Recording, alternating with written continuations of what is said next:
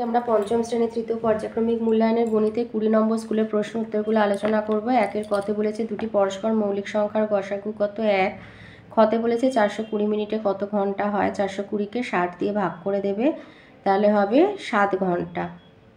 গতে দিয়েছে 21-এর গুণনীয়কগুলি কী কী। 21 একে 21 হয় আর 3 7 21 হয়, তাই 1 3 7 আর 21। ঘতে দিয়েছে 36-এর 16, একে লঘিষ্ঠ আকারে পরিণত করতে হবে, তাহলে 36-এর 16 একেবারে 4 দিয়ে কেটে দেবে, 4 9 36, 4 4 16, আর যাবে না, তার মানে 9 4। এটা একেবারে অপ্রকৃত, তো মিশ্রই লিখতে পারো 2 পূর্ণ 1 4। উঙ্গতে দিয়েছে 32-এর 7কে মিশ্র ভগ্নাংশে পরিণত করতে হবে, তাহলে 32কে 7 দিয়ে ভাগ করলে 4 বার যাবে, 4 4 7 28, আর এটা হবে 4, তার মানে হবে 4 পূর্ণ 4-এর 7 মিশ্র ভগ্নাংশে পরিণত করলে। চতে দিয়েছে 169-এর বর্গমূল কত। এভাবে বর্গমূলের চিহ্ন দিয়ে 169 লিখবে। 13 আর 13 গুণ করলে 169 হয়, তাই 13 গুণ 13 লিখবে, তার ভেতর থেকে 13কে বার করে দেবে।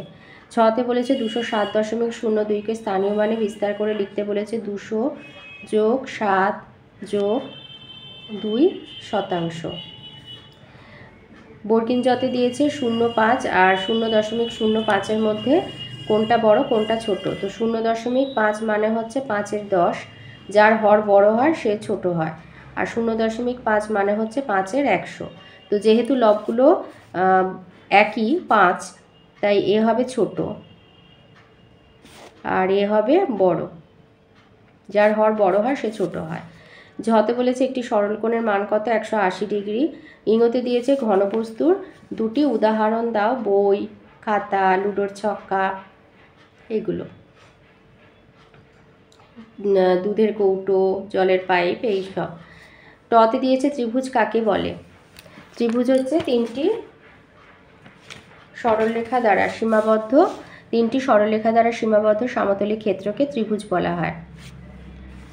2-এর কতে দিয়েছে যোগ করতে বলেছে। তো 5 আর 3-এর লসাগু হচ্ছে 15, তো এর হর যেহেতু 5, 12 আর 3 গুণ করবে, 12 3 36 যোগ আর 5 আর 10 50, তাহলে হচ্ছে 36 আর 50 যোগ করলে 6, 5 আর 3 হচ্ছে 8, 86 15।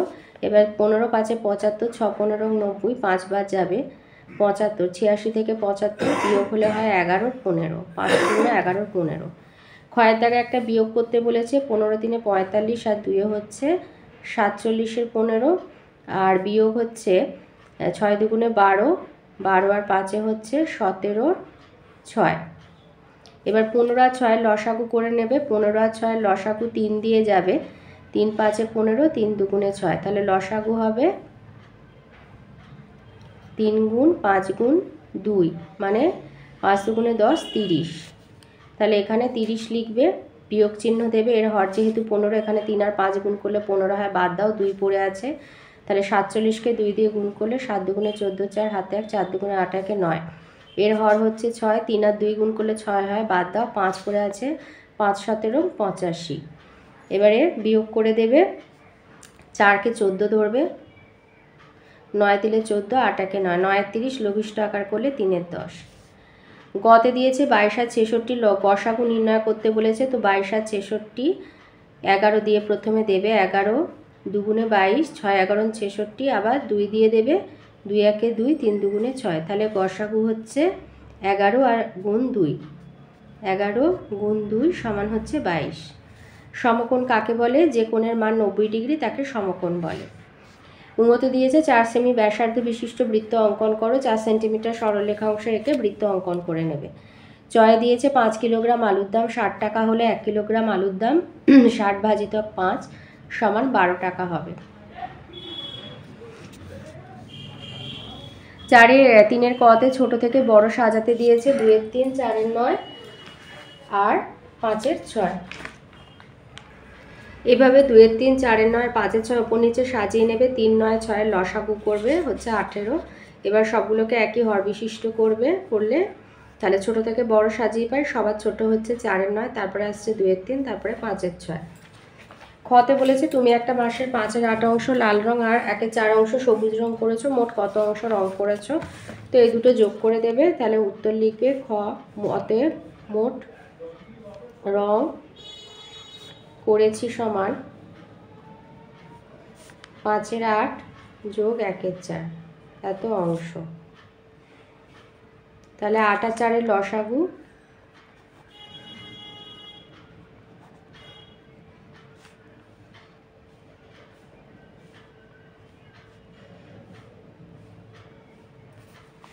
8।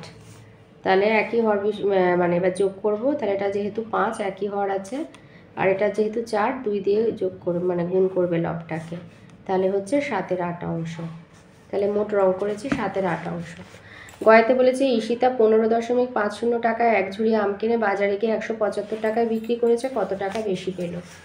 তাহলে বিক্রয় মূল্য হচ্ছে 175 টাকা,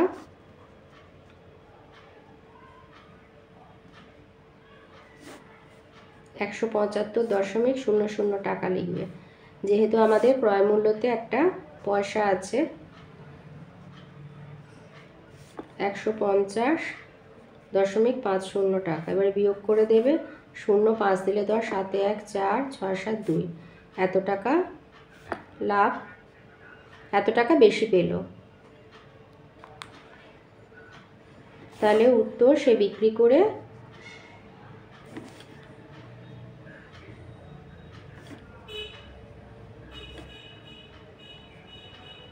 এত টাকা বেশি পেল।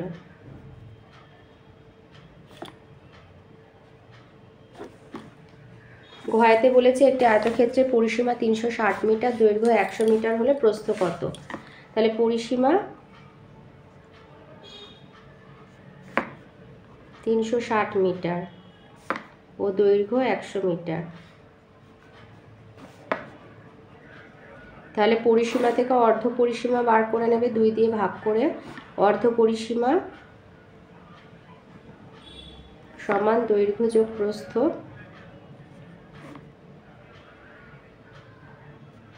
360 মিটার ভাজিত 2 সমান হচ্ছে 180 মিটার।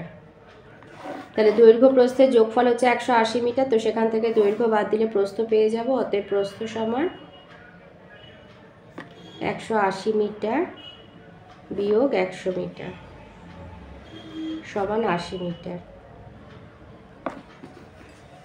পুঙ্গ বলেছে শামীম 1000 গ্রাম চা 200 টাকায় কিনে 50 টাকায় সে কত গ্রাম চা কিনবে? তাহলে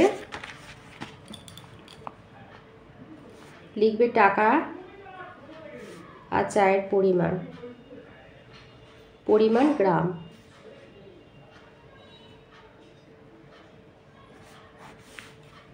তাহলে 200 টাকা 1000 গ্রাম চা, 50 টাকায় কত গ্রাম চা? তাহলে দাম ও চায়ের পরিমাণ সরল সম্পর্ক।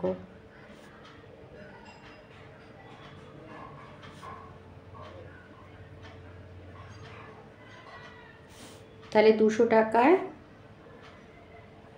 পাওয়া যায় 1000 গ্রাম চা, 1 টাকা পাওয়া যায় 1200 গ্রাম চা। তাহলে 50 টাকায় পাওয়া যাবে 50/200। এবারে আরেকবার লিখে কাটাকুটি করে নেবে।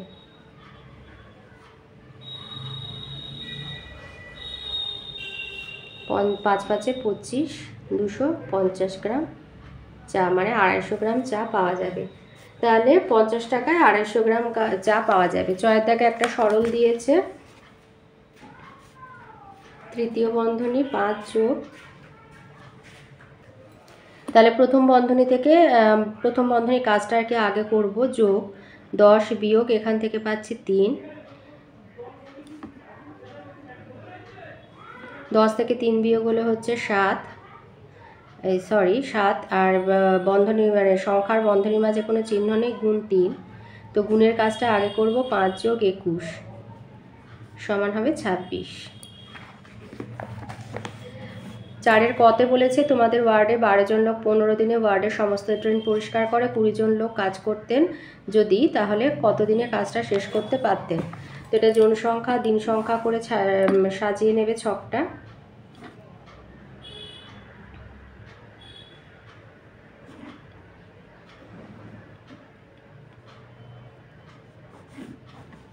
তাহলে 12 জন লোক করে 15 দিনে, 20 জন লোক করবে কত দিনে? জন সংখ্যা ও দিন সংখ্যা ব্যস্ত সম্পর্ক।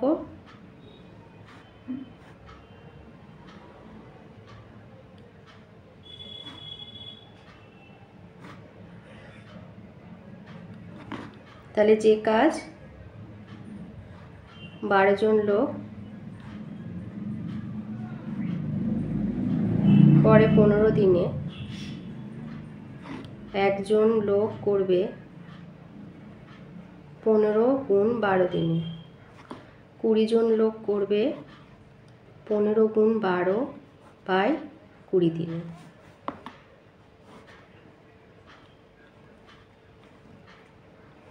তাহলে 4 দিয়ে যদি কাটি 3, এটা 5, আর 15 5 দিয়ে কাটলে 3, তাহলে 3 তিরিকে 9 দিনে। তাহলে 20 জন লোক, যদি 20 জন লোক কাজ করতেন, উত্তর লিখবে 9 দিনে কাজটি শেষ করতে পারতেন।